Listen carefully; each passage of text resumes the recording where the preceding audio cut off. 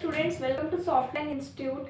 तो आज की जो हमारी क्लास है वो टैली से रिलेटेड होने वाली है और इस क्लास को, इस सीरीज को मैं कंटिन्यू रखूंगी। तो अगर आप टैली के बारे में डेप्थ सारे ऑप्शंस की नॉलेज लेना चाहते हैं तो हर वीडियो को बहुत ध्यान से देखिएगा।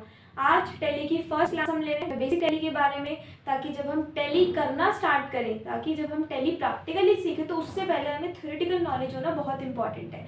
जैसे टैली में कंपनी क्रिएट कैसे करते हैं, कंपनी क्रिएट क्यों करनी होती है, कंपनी में हमें दो डेट्स पूछता है, एक होता है फाइनेंशियल डेट और एक होता है अकाउंट्स बिगनिंग। बुक्स बिगनिंग कब से हो रही है और फाइनेंशियल ईयर कब से स्टार्ट हो रहा है, तो दोनों में क्या डिफरेंस है। सेकेंडली आइटम, स्टॉक आइटम क्या होती है, स्टॉक ग्रुप क्या होता है, यूनिट ऑफ मेजर क्या होती है, गोडाउन्स क्या होते हैं, पेमेंट, सेल, रिसीट, ये सारे वाउचर्स क्या होते हैं, इनकी क्या शॉर्टकट होती है। तो इस क्लास को आप ध्यान से देखना। अगर आप एक कॉमर्स स्टूडेंट है, आप अपना जो करियर है वो एज एन अकाउंटेंट बनाना चाह रहे हैं, तो ये क्लास आपके लिए मोस्ट इंपॉर्टेंट है। Tally is a powerful accounting software. तो जैसा हम सभी जानते हैं कि जो टैली है वो एक पावरफुल अकाउंटिंग सॉफ्टवेयर है जो बिजनेसेस के द्वारा यूज किया जाता है पूरे world wide. This presentation guide you through key features helping you understand the fundamentals of Tally accounting. तो इसमें हम टैली अकाउंटिंग की फंडामेंटल्स पर जोर डालेंगे, उसको हम देखेंगे, सीखेंगे। प्लीज आप अटेंशन के साथ इस क्लास को अटेंड करना। ऑनेस्टली ये क्लास आपके लिए बहुत इंपॉर्टेंट होने वाली है। तो सबसे पहले हम अगर इंट्रोडक्शन की बात करें तो what is tally. Tally is a robust accounting software that helps manage financial records, inventory and other business operations. हम इससे क्या कर सकते हैं, हम मैनेज कर सकते हैं। हम क्या मैनेज कर सकते हैं, फाइनेंशियल रिकॉर्ड्स को, इन्वेंट्री को और बाकी बिजनेस ऑपरेशंस को। इट सिंप्लीफाइज टास्क जैसे accounting, inventory management, GST filing and financial reporting. इस तरह के टास्क को ये काफी सिंप्लीफाई कर देता है। कैसे करता है, देखो कैसे करता है। Understanding ledger. सबसे पहले हमारे लिए जानना जरूरी है कि टैली में लेजर्स क्या होते हैं, लेजर का क्या यूज होता है। तो अकाउंट कैटेगरी, अकाउंट को कैटेगराइज करने के लिए हम लेजर का यूज करते हैं। Ledgers classified transactions into categories जैसे कैश, बैंक, सेल और एक्सपेंसेस। इनको ये कैटेगराइज करता है। जैसे देखो, कैश का जो लेजर है वो बनता है कैश इन हैंड के अंदर, अंडर कैश इन हैंड। ये मैं यहाँ पर लिख रही हूँ लेजर्स के नेम, ठीक है, और यहाँ पर हम लिख रहे हैं under account, under account name. उसके बाद एक लेजर और है profit and loss, profit and loss. ये दो लेजर्स ऐसे हैं जो प्रीमेड होते हैं। टैली के अंदर ये दो लेजर्स ऐसे हैं जो प्रीमेड होते हैं, पहले से बने होते हैं। क्यों बने होते हैं, क्योंकि इन दोनों के बिना टैली में कोई भी ट्रांजैक्शन होना पॉसिबल नहीं है। ये दोनों टैली का बेस है। ये होंगे तो ही हम अपना बिजनेस स्टार्ट कर सकते हैं, बिजनेस हैंडल कर सकते हैं, ऑपरेट कर सकते हैं। Balancing transactions, ledgers track the flow of money. Ledgers क्या करता है, फ्लो ऑफ मनी को ट्रैक करता है in and out of your business, कि हमारे बिजनेस में कितना पैसा आया, कितना पैसा गया, कितना इन हुआ, कितना आउट हुआ। उस फ्लो को ट्रैक करने के लिए लेजर की जरूरत होती है, इंश्योरिंग एक्यूरेट बैलेंस शीट, ताकि जो बैलेंस शीट है वो एक्यूरेट हो। Reporting and analysis, ledgers enable detailed financial reports for informed decision making. Ledger से क्या होता है, हम financial report, detailed financial reports create कर सकते हैं, ठीक है। इसके नेक्स्ट वाली क्लास में मैं आपके लिए एक पूरा चार्ट लेकर के आऊंगी कि कौन सा अकाउंट किस लेजर, कौन सा लेजर किस अंडर अकाउंट के अंदर बनाया जाता है, यानी किस ग्रुप के अंदर आता है। जैसे अगर मैं बात करूँ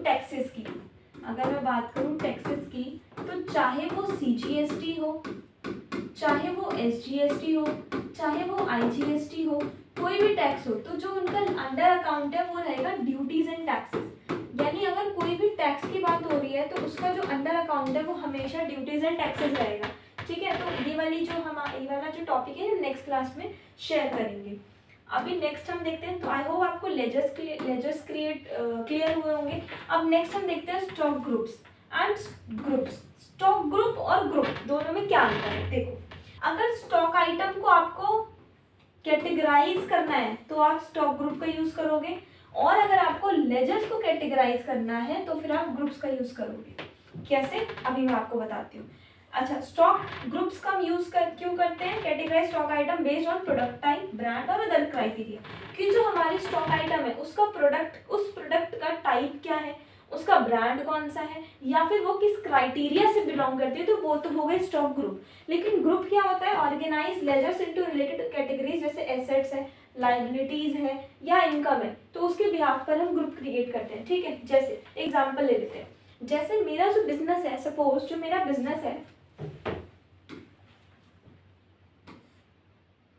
सपोज जो मेरा बिजनेस है, ठीक है, I have a business of XYZ private limited, ठीक है। तो जो मेरा बिजनेस है वो 3 चीजों में डील करता है। मैं कुछ इलेक्ट्रॉनिक गुड्स पे सेल करती हूँ, मैं कुछ फिनिश्ड गुड्स पे सेल करती हूँ, मैं कुछ मेडिसिन में भी डील करती हूँ, ठीक है। तो ये तो हो गई मेन कैटेगरीज। अब मेडिसिन बहुत सारी होती है, फिनिश गुड्स बहुत सारे होते हैं, इलेक्ट्रॉनिक गुड्स जैसे कंप्यूटर हो गया, जैसे स्टेशनरी फिनिश गुड्स में आ जाएगा, स्टेशनरी हो गया, जैसे प्रिंटर हो गया, जैसे PCM हो गई, पैरासीटामोल, जैसे डिस्प्रिन हो गई। तो ये जो भी आप कुछ देख रहे हो ये सब क्या है, ये सब है स्टॉक आइटम, ये सब क्या है, स्टॉक आइटम है, ठीक है। ये सब क्या है, स्टॉक आइटम है। लेकिन ये क्या होंगे, ये होंगे स्टॉक ग्रुप, ये क्या होंगे, स्टॉक ग्रुप होंगे। क्यों, क्योंकि इन आइटम्स को मुझे इनके अंदर बनाना पड़ेगा। अगर मैंने कंप्यूटर का स्टॉक आइटम बनाया है तो मुझे अंडर में सेलेक्ट करना पड़ेगा electronic goods, because this is electronic item. अगर मैं स्टेशनरी बना रही हूँ तो मुझे अंडर में लेना पड़ेगा फिनिश गुड्स। अगर मैं प्रिंटर बना रही हूँ तो मुझे अंडर में लेना पड़ेगा इलेक्ट्रॉनिक गुड्स। तो कहने का मतलब ये है, कहने का मतलब ये है,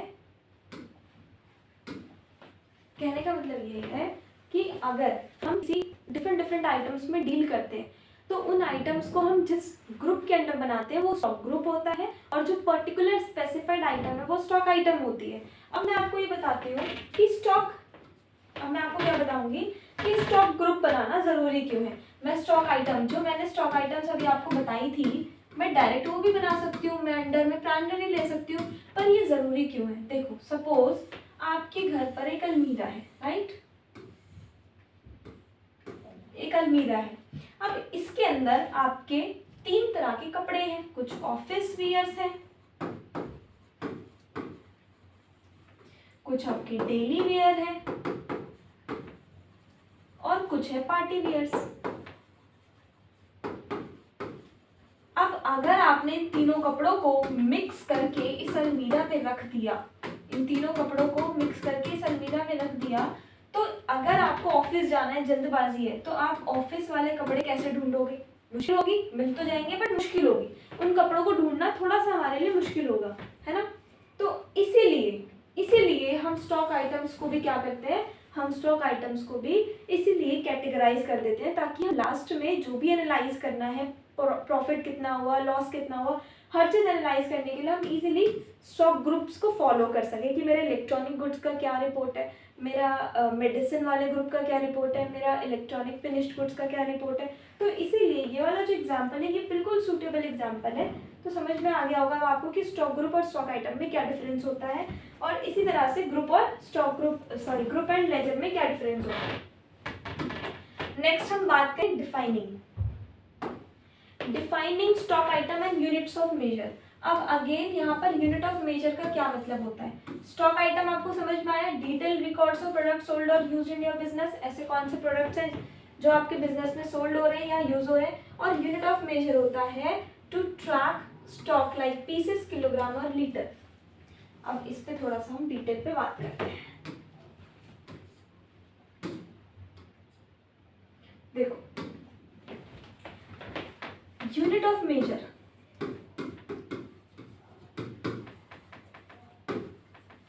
यहाँ पर यूनिट ऑफ मेजर होते हैं 2, कौन कौन से, एक होता है simple,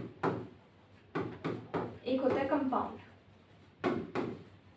simple unit of measure का यूज होता है सिंपल यूनिट्स क्रिएट करने के लिए, जैसे पीसेस, बॉटल्स, केजीज, मीटर, ठीक है, मीटर हो गया, किलोमीटर हो गया, मीटर होगा actually just m, okay, just m. Compound की अगर हम बात करें, कंपाउंड की, तो कंपाउंड में वो यूनिट ऑफ मेजर आती है जहाँ 2 यूनिट मिल जाए, जैसे इतने पीस इतने बॉटल। जब भी हम कोई चीज सामान खरीदते हैं या सेल करते हैं तो एक यूनिट में करते हैं कि भाई मुझे इतने पीस दो, इतने किलो दो, इतने मीटर दो, इतना किलोमीटर, तो वो हो गई सिंपल यूनिट ऑफ मेजर। लेकिन अगर आपको कंपाउंड यानी 2 यूनिट का अगर आप यूज करो, if you are using 2 units together then it will be comes under compound unit of measure. जैसे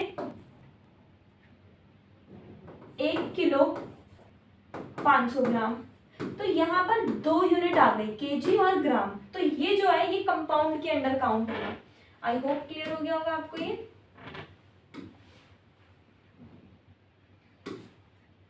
नेक्स्ट हम बात करते हैं गोडाउन्स।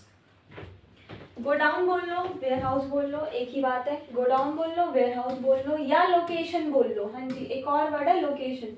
किसी किसी की स्क्रीन में गोडाउन का ऑप्शन नहीं आता, लोकेशन ऑप्शन शो होता है, तो घबराना नहीं है। लोकेशन मतलब गोडाउन, गोडाउन मतलब वेयर हाउस। स्टॉक को मैनेज करने के लिए track inventory levels in different godowns ensuring efficient allocation. जो भी हमने एलोकेट किया है, डिवाइड किया है डिफरेंट गोडाउन पे अपने इन्वेंटरी को, उसको हम ट्रैक कर सकते हैं।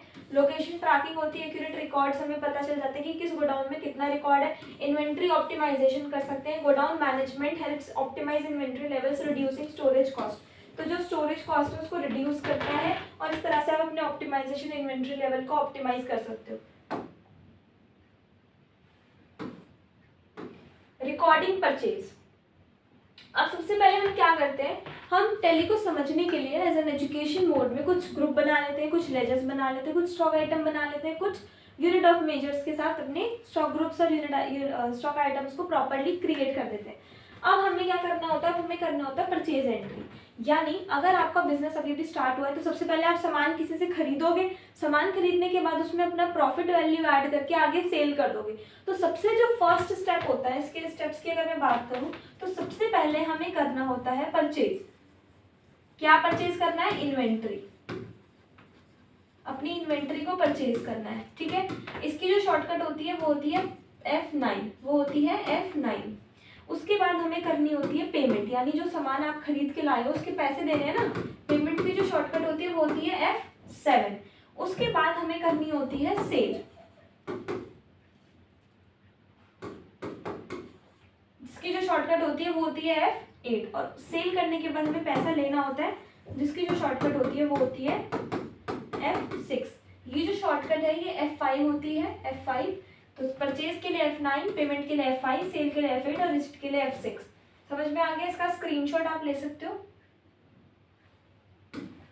उसके बाद वेंडर डिटेल्स, रिकॉर्डिंग परचेज। तो रिकॉर्ड परचेज ट्रांजैक्शन के जो सप्लायर से हमने अपना परचेज किया है स्टॉक आइटम, उसको कॉन्टैक्ट इन्फॉर्मेशन के साथ एक एंट्री एक्सेप्ट कर लेना, जिससे हम अपनी परचेज आइटम क्वांटिटी और प्राइसेस को रिकॉर्ड कर सकते हैं। पेमेंट टर्म्स कंडीशन, जैसे हमने जो पेमेंट करी है वो कैसे करनी है, कैश में खरीदा है सामान या क्रेडिट पे खरीदा है या बैंक एंड चेक से खरीदा है। उसके बाद है सेल। अब हमने सामान खरीद लिया तो सेल, जैसे परचेज ट्रांजैक्शन होती है वैसे ही सेल ट्रांजैक्शन होती है। हम कस्टमर इन्फॉर्मेशन के साथ अपने सेल ट्रांजैक्शन कस्टमर को जो की है उसको रिकॉर्ड कर सकते हैं with their including contact details. Sales details specified sold item. Sale details में क्या आता है? सोल्ड आइटम, कितनी आइटम सेल करी, कौन सी सेल करी, क्वांटिटी क्या थी, प्राइस क्या था, और डिस्काउंट अगर हमने कोई अप्लाई किया तो वो इसमें ऐड ऑन हो जाएगा।